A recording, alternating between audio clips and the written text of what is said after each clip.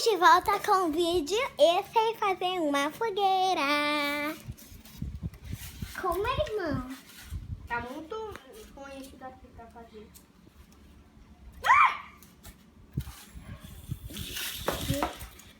Oi, eu sou o Gabriel.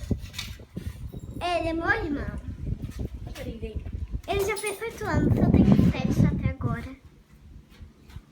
E esse é meu cachorro. Tchau, tchau, cachorro. Tchau. Agora, a gente tá... Gabriel, o carro vai queimar. Para, Gabriel. Não tem como o carro queimar, seu idiota. Ai, idiota. Ai! Na verdade, eu sou uma fiada. Eu vou pegar o pote.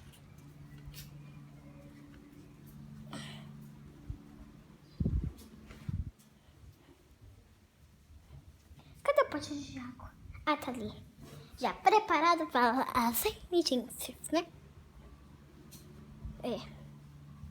Agora vamos encher o balde. Esse balde aqui, ó. Ó, espera aí. Deixa eu mostrar a foto aqui. Esse balde aqui é meu balde. Então a gente vai encher para casa de emergência. Aí vai dar. Enquanto isso, eu vou pegar água no pote. Onde todo mundo fica, né?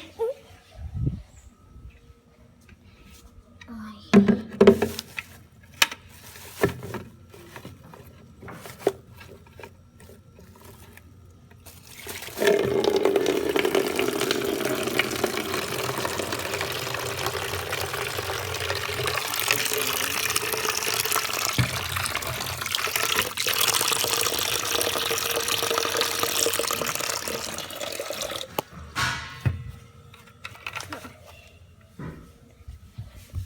Ele conseguiu fazer a fogueira. Tô indo com a água. Não jogue no fogo.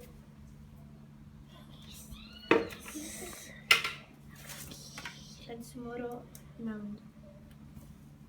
Olha a fogueirinha. Olha a fogueirinha.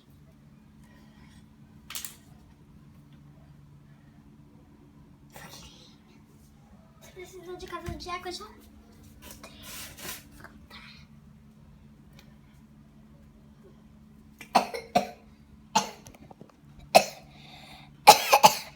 Saúde, por favor.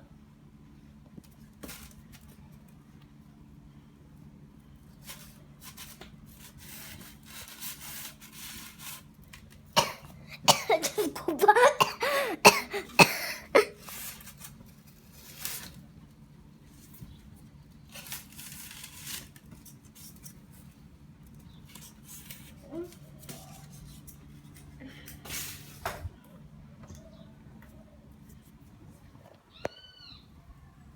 Que lindo.